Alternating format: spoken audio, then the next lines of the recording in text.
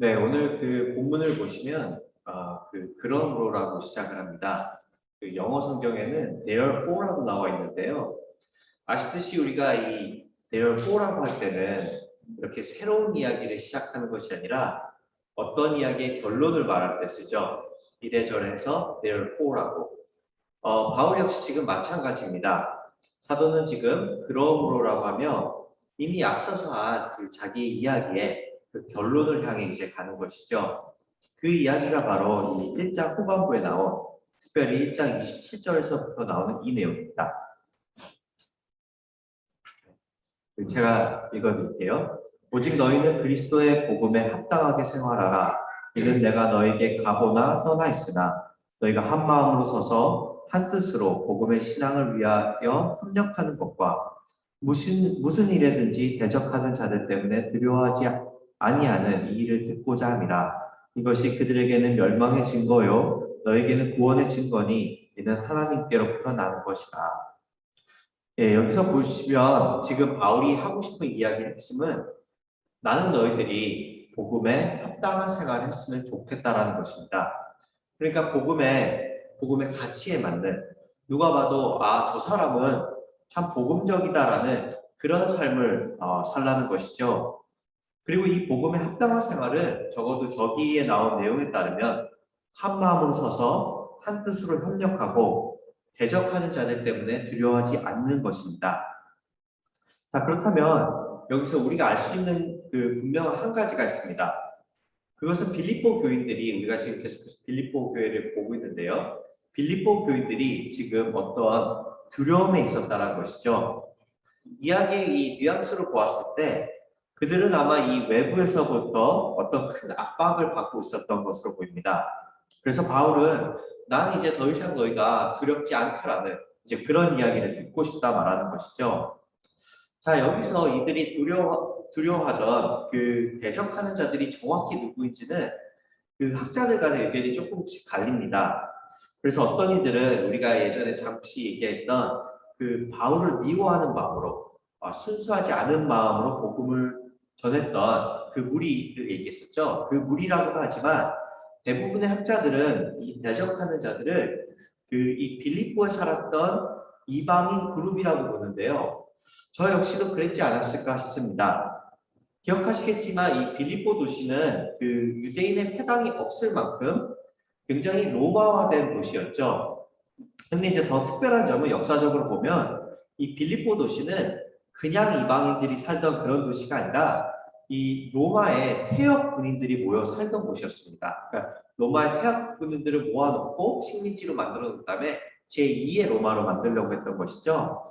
자, 그렇다면 이 로마를 위해 한때 로마를 위해 목숨을 걸고 싸웠던 이들의 그 로마를 향한 충성도도 높았을 것이고 또 군인이니까 산전수전 다 겪은 그 군인들이 바글거리던 도시였잖아요. 그렇기 때문에 이 도시는 우리가 조금 상상을 해보면 막 이렇게 꽃 있고 아름다운 이런 아기자기한 분위기보다는 굉장히 터프한 분위기가 있었을 거라 생각이 듭니다. 자, 그런데 이런 곳에 지금 빌립보 개척교회가 있는 것입니다. 그리고 이들은 잘 생각해 보시면요. 로마가 자신들의 손으로, 그러니까 직접 자신들의 손으로 십자가에 매달은 다름 아닌 예수만이 이 세상에 유일한 구세주라 믿고 전하고 있는 것이죠. 자기들이 분명 죽였는데, 십자가에 못 박아서 죽였는데, 이 빌립보 교회 사람들은 아니 그 사람이야말로 부활하신 구세주라고 하고 있는 것입니다. 컨트라스트가 보이는 거죠.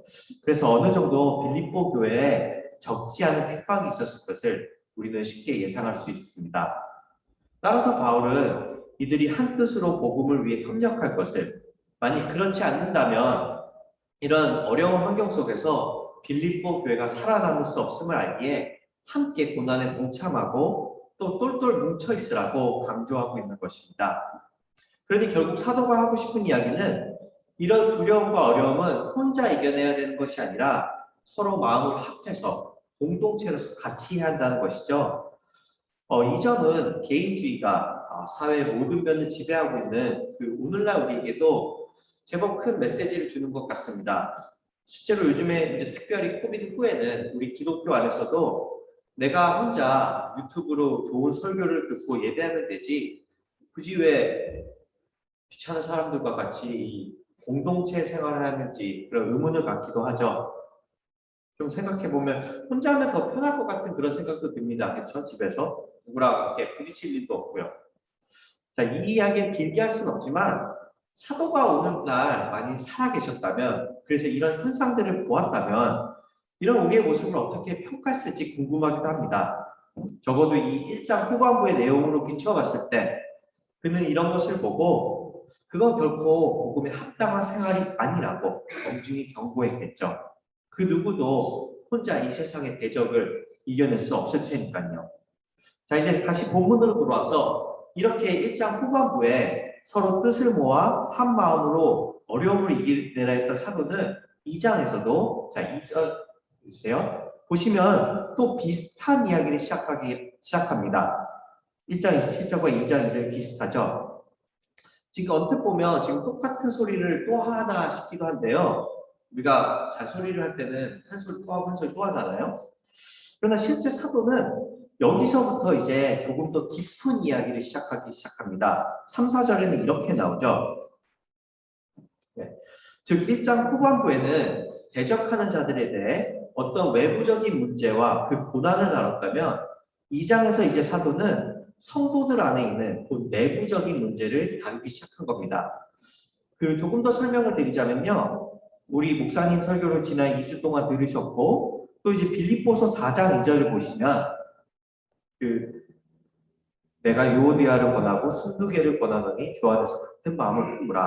그러니까 빌립보 교회는 이 외부에서뿐 아니라 내부적으로도 어떤 문제가 있었던 것으로 보입니다.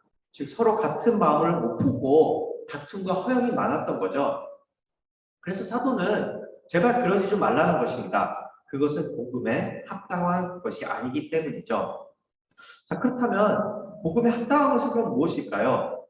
그것은 이제 여기 사도가 나열했듯이 다시 이제 3, 4절 9절을 보시면 겸손한 마음으로 자기보다 남을 낮게 여기고 또 자기 일만 돌아보는 그런 이기적인 사람이 되지 말고 다른 사람의 일을 돌아보는 거죠. 사도는 지금 복음에 합당한 생활에 어떤 데피니션을 주고 있는 것입니다. 그리고 이렇게 복음에 합당한 생활을 할 때 자신이 비로소 기쁨에 충만하게 될 것을 자기가 그토록 사랑하는 빌립보 교인들에게 지금 호소하고 있는 것이죠. 솔직히 바로 이 부분에서 저는 설교를 어떤 방향으로 이끌어갈지 좀 고민을 했던 것 같습니다. 한편으로 이 남은 설교의 분량을 채워야 되잖아요. 우리가 그럼 어떻게 하면 서로 싸우지 않을 수 있을지, 그리고 겸손하게 행동하면 무엇이 우리에게 베네핏이 있을지, 더 나아가 구체적으로 우리가 어떻게 남을 돌아볼지 이런 이야기를 해볼까 하기도 했습니다. 물론 이런 이야기들은 나쁜 것도 아니고 반드시 필요한 이야기들이죠. 아마 성도님들 가운데서도 제가 이런 이야기를 했다면 에이, 저건 광대상에서 할 얘기는 아니지 하고 그러실 분은 없었을 것입니다. 그런데 한편으로는 이렇게 만약에 제가 설교를 한다면 뭐가 공허함이 들지 않았을까라는 그런 생각 역시 들었습니다.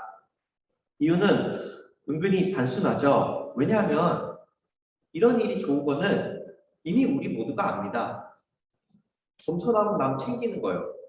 이거 싫어하는 사람은 없겠죠. 즉 문제는 진짜 큰 문제는 몰라서 안 하는 게 아니라 이걸 알아도 못하는 게 우리에게 문제인 것이죠. 그래서 막상 이런 이야기를 할 때는 막 끝에 이제 찬양 부르고 하면은 잠깐 그런 분위기 때문에 우리가 진짜 겸손해지지 않다고 뜨거워질지는 모르지만 이렇게 예배당을 나간 후에는 언제 그랬냐는 듯이 쉽게 차가워지는 경우가 태반입니다. 아마도 우리 무의식 중에서도 이걸 못할 것을 누구보다 잘 아니까 그런 거겠죠. 실제로 또 생각해 보시면 저는 우리 존재 자체가 지금 여기서 사도가 요구하는 걸 할 수 있는 사람들이 아니라 생각이 듭니다. 조금 더 깊게 파고보면 이런 거죠. 우리가 우리 교회에서 자주 들으셨듯이 우리 죄 밑에 깔린 죄가 있습니다. 그러니까 우리 모든 죄, 그 근본의 죄는 우리 모두가 다 신이 되고자 하는 욕망이죠. 그래서 기억하시겠지만 그 최초의 아담이 그 뱀의 유혹에 넘어갔을 때 그는 그 열매로 자신의 배고픔을 채우려 했던 것도 아니고 어떤 큰 힘을 갖고자 했던 것도 아니죠.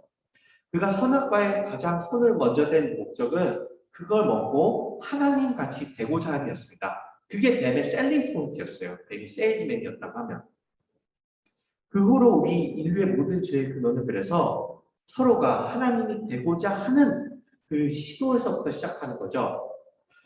그러니까 어떻게 다툼과 허용이 없을까요? 우리가 생각해 보면 나도 신이 되고 싶고 저 사람도 신이 되고 싶습니다. 신이 돼서 내가 통제하고 싶고 내가 편하고 싶고요. 그런데 그 사람도 똑같이 그러고 싶습니다. 당연히 어떤 컨플릭이 있겠죠. 이런 상황 속에서 내가 진짜 내 자신보다 그를 더 낫게, 그를 더 좋게 볼 수 있을까요? 내 일 말고 그의 일을 더 챙길 수 있을까요? 절대 그럴 수 없을 것 같습니다. 결국 우리 모두는 신이 되고 싶으니까요. 자, 이 점을 잘 보여주는 그 쇼가 요새 그 넷플릭스에 있었는데요. 쇼 제목이 How to Become a Tyrant입니다. 그러니까 그림은 중요하지 않은데 이 부분에서 잠깐 지루해질까 제가 보여드린 거예요. 그러니까 쇼 제목이 되게 자극적이죠. 그러니까 쇼 제목이 How to Become a Tyrant인데 한국말로 하면 이 폭군이 되는 방법 정도 되겠네요. 자, 이 쇼에 보면 이제 역사상 가장 후악했던 그 폭군들을 소개하고, 뭐 그래서 히틀러도 나오고, 그다음에 후세인도 나오고 뭐 이럽니다. 그리고 이제 이들이 어떻게 그 권력을 잡았는지를 보여주는데, 이 폭군들의 그 최종 목표가 무엇일까요? 폭군이 된 다음에 이들이 가장 오르고 싶은 경지, 얼티밋 골이 있어요. 폭군마다. 그게 뭘까요? 바로 진짜 신이 되는 겁니다. 사람들에게 신으로 추앙받는 거죠. 근데 저 쇼에 따르면 막상 여기 그 레벨까지 올라간 사람은 드물답니다. 같은 폭군이어도 신의 경지까지 올라가는 사람은 드물대요. 그런데 이걸 이뤄낸 사람들이 있죠.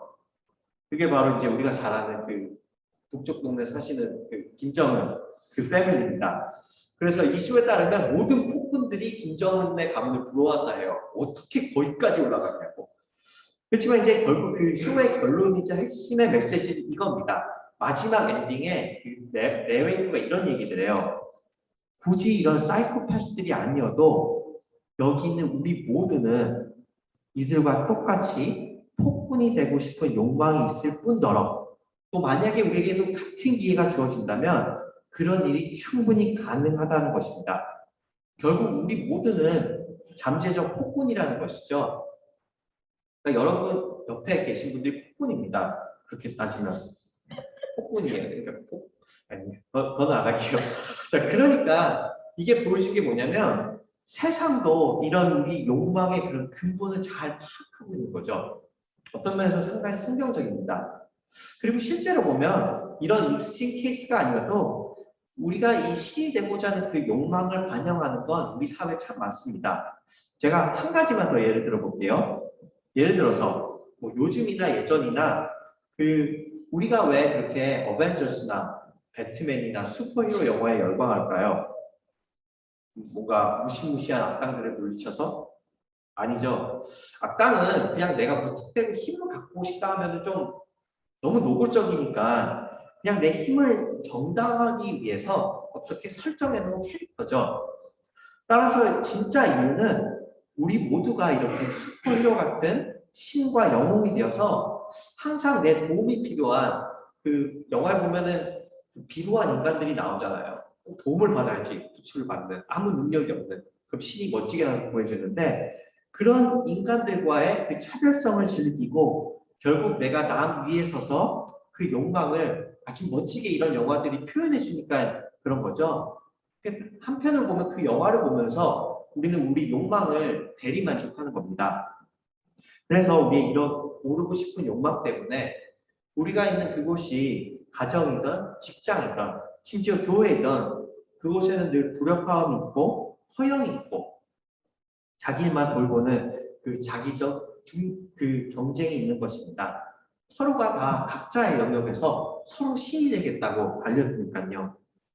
그런데 사도는 우리가 근본적으로 못하는 이것을 빌립보 교인들에게 그리고 지금 여기 있는 우리들에게 3, 4절을 통해서 강조하고 있습니다. 사도가 좀 엉뚱한 것 같지 않나요? 죽어도 안 될 것 같은데 말이죠. 자, 그래서 이미 목사님께서 이 부분을 좀 다루셨지만 사도는 우리가 무엇을 해야 할지를 알려준 다음에 이렇게 사례를 한 다음에 이것을 그럼 어떻게 할 수 있을지 뭐 겸손한 사람들에게 10가지 방법, 자기계발 노하우 이런 식으로 이야기를 전개하지 않습니다. 그는 오히려 5절을 통해 이렇게 얘기하죠. 너희 안에 이 마음을 품으라 곧 그리스도 예수의 마음이니 그는 그리스도를 알립니다. 그리고 다시 한번 6절과 8절을 통해 그리스도께서 하신 일을 그는 우리에게 소개합니다. 다시 말씀드리면 그는 우리가 어떻게 할 수 있을지가 아니라 아니 심지어 우리가 이걸 왜 해야 되는지에 대한 어떤 보충 설명도 아니라 그리스도가 이미 하신 일을 우리에게 알리고 있습니다. 그는 왜 그랬을까요? 답은 하나죠. 이것밖에 답이 없으니까 그렇습니다. 어쩌면 이 부분에서 또 그리스도 얘기할 줄 알았네 하실 수도 있지만 그렇다고 정답이 아닌 오답을 드릴 수는 없죠. 조금 더 이제 이야기를 풀어가자면 아까 인간의 모든 그 죄의 근본은 우리가 끊임없이 올라가 결국 신이 되고자라고 나눴습니다. 최초의 아담이 그랬었던 것처럼 말이죠. 그런데 정작 신이신 그분은 그러니까 바울의 표현에 따르면 우리의 마지막 아담은 자기를 비워 종의 형체를 가지시고 사람이 되셔서 낮추셔서 십자가까지 죽으셨습니다. 그렇다면 오늘 주제로 봤을 때 이 점이 우리에게 알려주는 아주 중요한 2가지 진리가 있습니다. 첫째는 우리가 그렇게 신이 되려고 악착같이 굴지 않아도 된다는 것입니다. 실제로 곰곰이 생각해 보시면 우리가 그렇게 신이 되려 노력하는 건 그래야만 내 존재가 가치 있다 생각하는 그 마음 때문일 것입니다. 그래서 우리는 그렇게 경쟁해서 남을 이기려 들고 그걸 통해 이루고 누리고 그걸 남에게 인정받고 싶어 하죠. 만일 그러지 못하면 스스로 연민과 열등감에 빠지기도 하고요. 결국 이것 때문에 다툼과 허영은 모든 문화와 세월을 초월해서 늘 우리 곁에 존재합니다. 그런데 우리는 이렇게 서로를 밟고 올라가려고 했을 때 그분은 오히려 내려오셔서 우리를 위해 죽으심으로 우리가 신이 되지 않아도 어떤 위대한 존재가 되지 않아도 우리는 이미 충분히 사랑받는 존재임을 알려주셨습니다. 스스로 인정받으려 다투지 않아도 되고 허영 부리지 않아도 되는 거죠. 둘째로 이 그리스도의 나 자신이 알려주는 건 저는 이 부분을 오늘 더 집중하고 싶은데요. 애시당초 우리가 신이 될 수 없다라는 사실입니다. 아주 단순하게 풀이해보면요. 맞습니다. 우리가 얼마나 사랑스러운 존재냐면 하나님의 아들이 십자가에서 죽기까지 하셨습니다. 그런데 동시에 우리가 얼마나 추악한 죄인이냐면 하나님의 아들이 십자가에서 죽기까지 하셨습니다. 신은커녕 우리는 이런 존재들입니다. 실제로 우리가 이렇게 신이 될 수 없는 우리가 그 신이 되고자 난리를 칠 때 오히려 우리는 우리의 인간다움도 잊어버린 것 같습니다. 아까 그 폭군들의 공통점이 그것들이죠. 신이 되고자 했던 그들은 인간은커녕 결국 괴물이 되어버렸습니다. 여러분들과 저도 마찬가지입니다. 우리가 신이 되고자 모든 것을 통제하고 내 뜻대로 하고 나만 생각할 때 우리는 우리가 있는 그곳이 가정이든 직장이든 교회이든 그곳을 지옥으로 만들고 결국 사람들은 우리에게 그런 얘기를 하겠죠. 제발 인간이 되라고. 그래서 그리스도의 낮아지심은 우리에게 우리가 어떤 존재였는지 또 어떤 은혜를 받은 자인지를 깨닫게 합니다. 결국 이것을 받아들인 자만이 진심으로 나보다 남을 낫게 여기고 그 일을 돌볼 수 있는 것이죠. 나는 이미 갚을 수 없는 그 은혜를 받은 자이니까요. 이렇게 오직 그리스도만이 우리를 복음에 합당한 생활을 하게끔 하는 것입니다. 말씀을 천천히 정리하려고 합니다. 아까 언급했듯이 사도는 1장 27절에서도 그리고 2장 2절에서도 같은 말을 합니다. 한 마음으로 섰고 한 마음을 품으라고요. 그리고 만일에 제가 잘 설명을 해드렸다면 우리는 이 한 마음이 항상 무엇을 하든 의견이 똑같다는 그런 단순한 의미가 아니란 걸 아실 겁니다. 어제도 제가 카톡에 저희 비전팀 서기록을 보여드렸죠. 그 비전을 이야기하다 보면 또 계속해서 회의를 하다 보면 서로가 의견이 조금씩 다름을 합니다. 서로의 속내가 나올 때도 있죠. 이제 이런 부분이 더 깊어질수록 더 그러겠죠. 아마도 우리 성도님들도 그 회의록을 읽으셨다면은 그 회의록 가운데 동의하시는 부분도 있겠지만 때로는 그 회의록의 내용 중에 이건 아니지라고 그렇게 생각하시는 부분도 있을 것입니다. 이 아이디어는 대체 누가 낸 거야? 이러면서. 그런데 저는 오히려 이게 더 좋다고 합니다. 좋다고 생각합니다. 우리 의견이 조금씩 다른 게요. 무슨 주체 사상도 아니고 우리가 늘 같은 의견만 낼 수는 없겠죠. 그러나 우리는 한 마음에 서서 한 마음을 품어야 합니다. 그게 바로 앞서 설명해드린 그리스도의 마음입니다. 신이 되고자 스스로 괴물이 되어버린 우리를 위해 그분은 자신의 모든 것을 비워 그분이야말로 괴물같이 사람들에게 조롱받으시고 결국 밝아버린 채 십자가까지 내려가셨죠. 그 그리스도를 통해서 우리가 꿈꾸는, 우리가 만들어 놓은 그 허상 같은 그런 가짜 신이 아니라 진짜 신의 모습을 봅니다. 진짜 신의 마음이 무엇인지를 십자가를 통해 우리는 느낄 수 있습니다. 그리고 오직 우리가 그분의 마음을 받아들일 때 우리는 더 이상 다투지 않아도 되고 허영 부리지 않아도 되고 조금 더 여유 있게 내 이웃보다 아니죠. 나보다 내 이웃을 더 낮게 여길 수 있고 조금 더 자유롭게 내 중심에서 벗어나 남의 일을 돌볼 수 있는 그렇게 복음에 합당한 생활을 할 수 있을 거라 믿습니다. 우리 같이 오늘은 조금 다르게 먼저 나눈 말씀을 생각하면서 찬양하고 기도했으면 좋겠는데요. 이 찬양 제목이 주님 마음 내게 주소서입니다. 아마 한 번씩은 들어보셨고 불러보셨을 것 같은데요. 오늘 본문에서 보신 것처럼 이 가사 내용이 그리스도의 마음을 품게 해달라는 찬양이죠. 근데 이제 제가 한 가지 좀 조바심에 말씀드리고 싶은 건 이 가사 중에 있다가 보시면요. 나를 향하신 주님의 뜻이 이루어지도록 이런 가사가 있어요. 그래서 좀 이 가사 좀 애매할 수도 있다는 생각을 했는데 왜냐하면 저는 예전에 이 가사를 부를 때 그런 식으로 불렀어요. 그러니까 막 나를 향한 하나님의 개인적인 그런 계획이 무엇입니까? 뭐 이런 식으로 찬양을 불렀는데 아마 우리 성도님들 그렇게 부르실 것 같진 않아요. 그래서 이 가사를 어떤 나라는 그런 개인적인 뜻보다는 이렇게 우리 모두를 향하신 하나님의 뜻, 오늘 나눈 말씀으로 치면 다툼과 허영이 아닌 그리스도의 마음으로 이웃을 나보다 낮게 여기고 그런 우리를 향한 하나님의 뜻이 이루어지게 달라는 그런 마음을 갖고 우리 같이 찬양했으면 좋겠습니다.